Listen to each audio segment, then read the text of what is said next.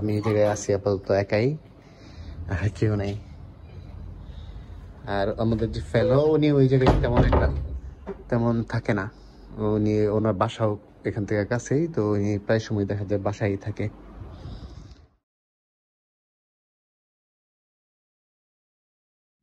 তো এই হচ্ছে আমার হোস্টেল। আসলে এদিকে অনেকগুলো হোস্টেল আছে, এই যে যতগুলা বিল্ডিং দেখা যায় সবগুলা হোস্টেল, কিন্তু ওগুলা সব লোকালদের জন্য, আর এটা হচ্ছে ইন্টারন্যাশনালদের জন্য। তো আমি এখনো চাবি পাই নাই, রুমের চাবি পাই নাই, কারণ হচ্ছে আমি আসছি গতকালকে, আর আজকে হচ্ছে এপ্রিল মাসের 13 তারিখ। আজকেও বন্ধ, আগামীকাল 14 তারিখ রবিবার ওই জায়গায় বন্ধ, পাবলিক হলিডে। তো সোমবার দিন ইনশাল্লাহ আমি চাবি পাবো, তখন আমি হয়তো বা কোনো এক রুমে উঠবো। আমি এর আগেও এই যে হোস্টেলে থাকছি, ওই যে রুমটা আছে ওর পিছনের রুমে আমি থাকতাম। দেখা যাক এবারে কোন রুমে ওঠা যায় বা কোন রুমের চাবি আমি পাই। তো এই জায়গায় আমার একটা ফ্রেন্ড থাকতো, বেনসন। সে 1 বছর আগে মারা গেছে অ্যাক্সিডেন্টলি। এই জায়গায় মারা গেছে, কিন্তু কেউ টের পায়নি। 5 দিন পরে মানে মানুষ খোঁজ পাইছে যে ঘরের ভিতরেই মারা গেছে, এবং অবস্থা মানে একটু খারাপই হয়ে গেছে। ডেড বডির অবস্থা খুব খারাপই হয়ে গেছিল, কারণ 5 দিন পর মানুষ খোঁজ পাইছে যে মারা গেছে। তো তার কথা আমার খুবই মনে পড়তেছে এখন, যে এক সময় আমরা অনেক সময় পার করতাম, অনেক গল্প করতাম একসাথে। তো সে এখন আর নাই। এখন যদি থাকতো হয়তো বা আমার সাথে এসে গল্প করতো, বা আমার একা একা থাকা লাগতো না, ওর সাথে কথা বলতে পারতাম, একটা বন্ধু পেতাম। কিন্তু আনফর্চুনেটলি এটা আর হলো না। তো আমার পরিচিত যারা ছিল তখনকার, তারা এখন আর কেউ নাই এই জায়গায়। আমাদের হোস্টেলে কয়েকটা বিড়াল আছে। আমার বাড়িতেও একটা বিড়াল ছিল, আমার পছন্দের বিড়াল। ও আমার পিছনে পিছনে সবসময় ঘুরতো বাড়িতে গেলেই। তো এইটা আমার দেখে ভয় পায়।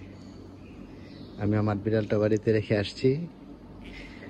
আর আগে যখন আসছিলাম আমি এই হোস্টেলে, তখন দেখা যেত রাত্রেবেলা কয়েকজন মিলে এই দিক দিয়ে হাঁটাহাঁটি করতাম। তো এখন একাই হাঁটতে হবে, সমস্যা নাই। হোস্টেলের ভিউটাই যে এইরকম। এটা হচ্ছে ব্লক এ। তো লেখা আছে ইন্টারন্যাশনাল স্টুডেন্ট ব্লক। তো আসলে আরো অনেকগুলো হোস্টেল আছে লোকালদের জন্য, যেমন এই যে এগুলো কিন্তু হোস্টেল, এগুলোতে লোকালরা থাকে। এই যেগুলো হোস্টেল, আর ওই যেগুলো যতগুলো দেখা যায় এগুলো সবগুলাই কিন্তু হোস্টেল। তার মধ্যে এই একটা শুধুমাত্র ইন্টারন্যাশনালদের জন্য। আমি এই হোস্টেলে প্রথম আসছিলাম 2017 সালে, তখন বিএসসিতে ভর্তি হয়েছিলাম। তো 2022 সালের জানুয়ারির 2 তারিখে আমি আবার বাংলাদেশে ব্যাক করছিলাম, কারণ আমার বিএসসি শেষ হয়ে গেছিল। তারপরে 2 বছর বাড়িতে থাকলাম। এখন আবার এপ্রিল মাসের 12 তারিখে আবার মালয়েশিয়াতে ব্যাক করলাম এমএসসি করার জন্য। আর প্রথম যখন আসছিলাম তখন ওই রুমে উঠছিলাম 4 তলায়। আমাদের হোস্টেলের ফেলো আমাকে গতকালকে রিসিভ করে তো খাওয়া দাওয়া করাইলো, আজকে ওর নাস্তা করাইলো, এবং দুপুরে লাঞ্চ করানোর পর সে তার বাসায় চলে গেছে। তো আমি এখন কমপ্লিটলি একা এই রুমে।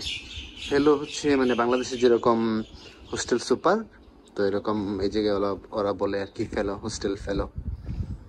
ওরা মানে হোস্টেলের দায়িত্বে থাকে। তো হোস্টেলের ফেলো হাউস হচ্ছে যে এটা।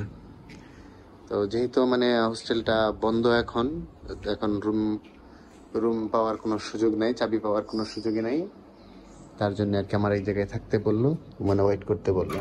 তো আমি এই জায়গায় আছি আপাতত একাই, কেউ নেই। আর আমাদের যে ফেলো উনি ওই জায়গায় তেমন থাকে না। উনি ওনার বাসাও এখান থেকে কাছেই, তো উনি প্রায় সময় দেখা যায় বাসায় থাকে।